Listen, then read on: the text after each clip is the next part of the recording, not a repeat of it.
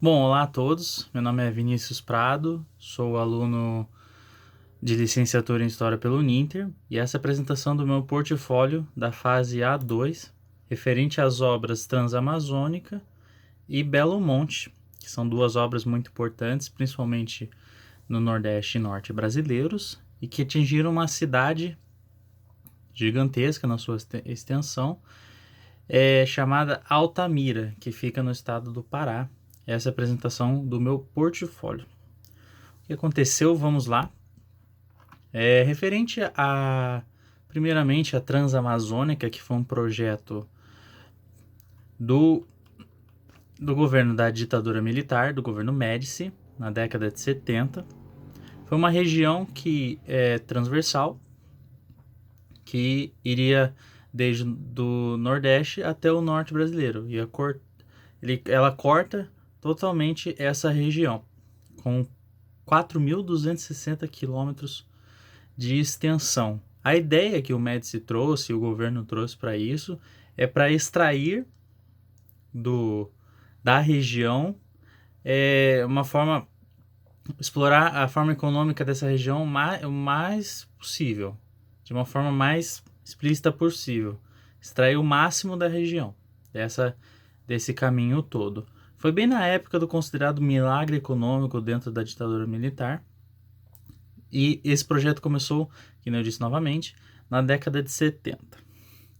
E também nós temos Belo Monte. Belo Monte é uma hidrelétrica também, já um projeto já bem antigo, mas que foi implementado mais recentemente, de uma hidrelétrica considerada a terceira maior do mundo e a maior brasileira. Essa hidrelétrica passa pelo rio Xingu e ataca e altera e impacta totalmente a região de Altamira. E qual é a relevância desse projeto, desses dois projetos, dessas duas obras para a região, para as regiões que são afetadas, né? Principalmente o debate feito é com relação aos impactos ambientais, sociais e culturais que essas obras atingem. Com relação à Transamazônica, que cobre desde o Nordeste até o Norte, o impacto é muito grande. Falando economicamente, infelizmente a Transamazônica é considerado um fracasso, pois dos seus 4.000 quilômetros, apenas 2.000 estão asfaltados. Então, a partir do momento que uma estrada desse tamanho, cheia de terra, não está num ambiente seco, quando a chuva cai muito forte lá, é praticamente impossível de passar. Atinge todas as pessoas que dependem dessa Transamazônica, já que ela foi criada, certo?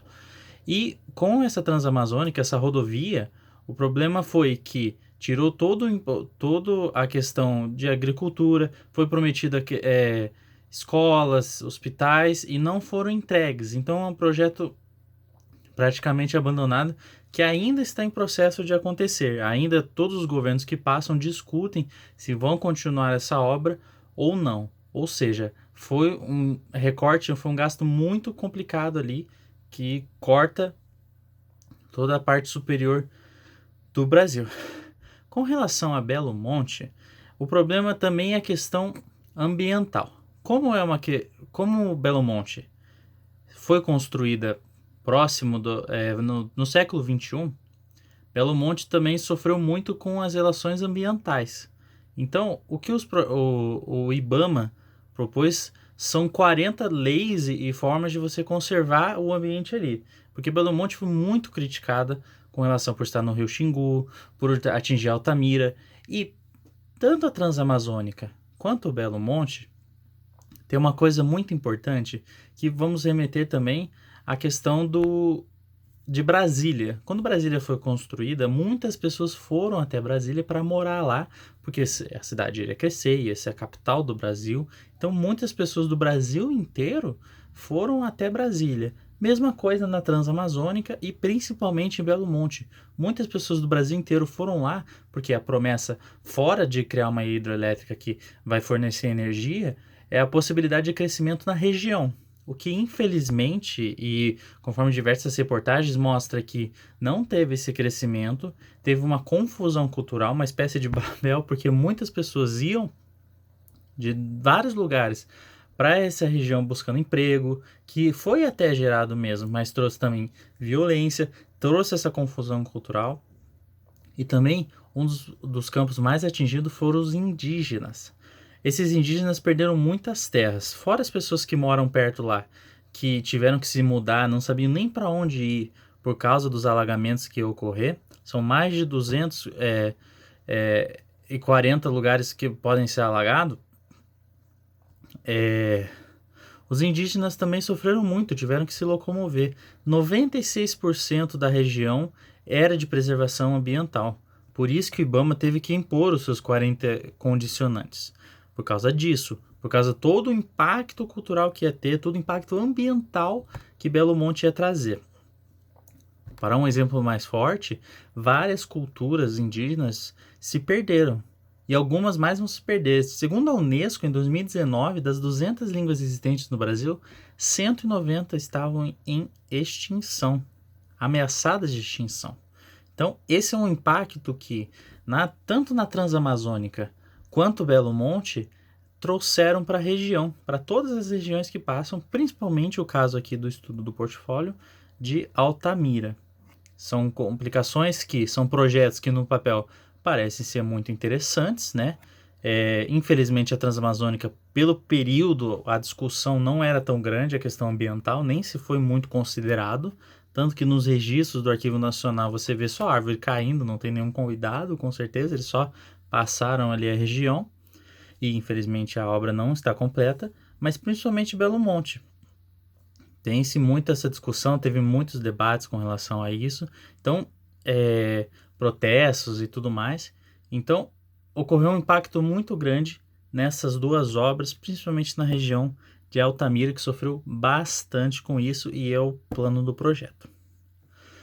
Outra questão que também foi proposta no portfólio é trazer o impacto ambiental da minha cidade, que aconteceu na minha cidade, Curitiba. Curitiba é considerada a capital verde do Brasil, já recebeu diversos prêmios falando que é a capital verde, que é uma cidade sustentável, e ela realmente é.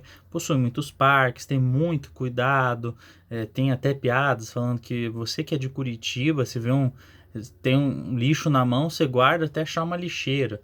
Tem muito isso. O que eu propus também foi de uma via chamada Linha Verde aqui de Curitiba, que atinge diversos bairros, que foi criada desde 2007, são 23 bairros que são afetados, e apesar de ter todo um cuidado e a rodovia ser também um preparo para isso, essa via ser um preparo para passar de bicicleta, ter questão do transporte público aqui, que é muito elogiado também o transporte público, então com esse transporte público a questão ambiental não é tão prejudicada, mas tem diversos outros problemas que trouxeram, como por exemplo a poluição sonora. Afinal são diversos casos, pense que são 23 bairros que estão sendo afetados, e vem carros de todos os lugares de Curitiba que atingem isso.